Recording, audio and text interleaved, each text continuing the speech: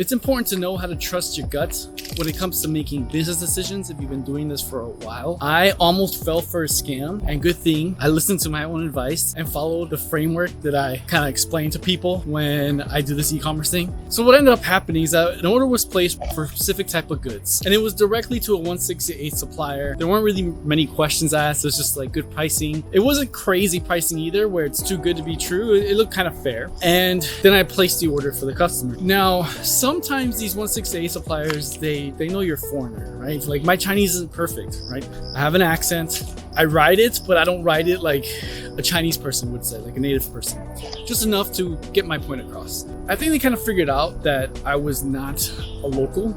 And what ended up happening is they reached out to me and said, hey, if you want cheaper pricing, add me on WeChat. I'm like, okay, let's see what this guy's. So I added them on WeChat, and we were having conversation. They were showing me their different product lines, and within their product lines, I picked a few that the customer would have liked to buy, and they gave me like 30% off if I were to buy it directly on WeChat. This is the first time where I'm buying from you, so here's what we're gonna do. Because it's the first time, I got to use a platform that holds an escrow. I'm not gonna trust you with your judgment, and if you do well, then maybe we can consider mix and matching, right? Because we got to give them some like a carrot for the future. It's also risky to do that, and I applaud the customer in taking this risk, and thankfully I didn't pay the supplier directly on WeChat. So what ended up happening is I bought it on 168. They were having good communication skills, like either on 168 or WeChat. I'm like, okay, this person seems like it's not going to go. So then after a while, a week passed by, and then I got notification that the goods have been shipped. I'm like, okay, good. Now, if you set it up correctly, you should have someone in the middle before you ship the goods out of China to deal with issues inside of China. If you use our services, we do that for you. If you're shipping to the US and you need the products checked before they go to the US, we do that as well as ship it. So the shipping partner I have, they showed me this footage right here. Now with that footage, you can see that the package came empty.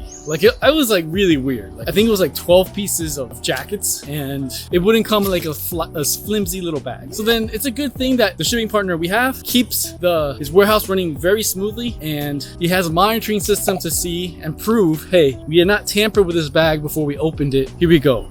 So having all this information, then I was able to file a case on 1688. I also mentioned to the guy on WeChat, what is this? Is this a joke? Like, what are you thinking? And he played dumb. Like, he's like, oh, that's not how it's supposed to be. Make a complaint on 168. That's not how it's supposed to be. It turns out this guy was trying to just scam, frankly speaking. So I dealt with it quickly. I applied for a refund because I didn't receive the goods, and I said this is a scam. Uploaded my evidence, closed case, done it in a quick timeline. It's very important because if you don't know how to work the systems in China, you have a time limit, and if you take too long, the supplier could actually have access to your money before the escrow is still held by the platform. So usually when you use these platforms, they hold the money in escrow until you confirm the goods have been shipped and received. But I didn't do that yet. I made a complaint. So this is, again, the insight you don't learn unless you do it for a while. And I learned a big lesson here. Trust your gut when it comes to business. I almost fell for it, but I'm like, no, we're going to buy it on the platform first. I don't trust you. I don't know you. I never met you in person. So it ended up being a scam. And luckily, I was able to protect my customer and myself from this business. Now, this goes for another business lesson as well about trusting your gut. There's another customer that wanted to try out a business idea of their own. Granted, it was a copy and paste business, like they were to buy in bulk. There's no customization, but still, like, kudos for trying and kudos for trusting our platform to actually get the business started. Well, I looked deeper into it, and after we shipped the goods, everything was good. Like, all the products were there. But the problem with this specific good, and shame on me, is that it was something that may have required certifications that we may have not gone through the certifications. It was like face lotion or cream,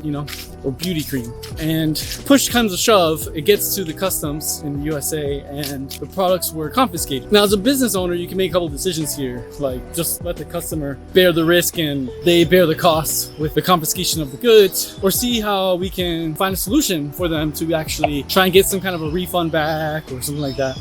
I ended up just taking the bill myself. Yeah, I lost money on that order, but at least I built trust with a person at least to try our platform. And with that, I mean, sure, the customers are happy because they weren't able to get their goods, but at least they didn't lose any money. They just lost some time. And that was another business lesson. Like, just sometimes you learn as you do, but you never learn if you don't do. And kudos to that person for actually trying it.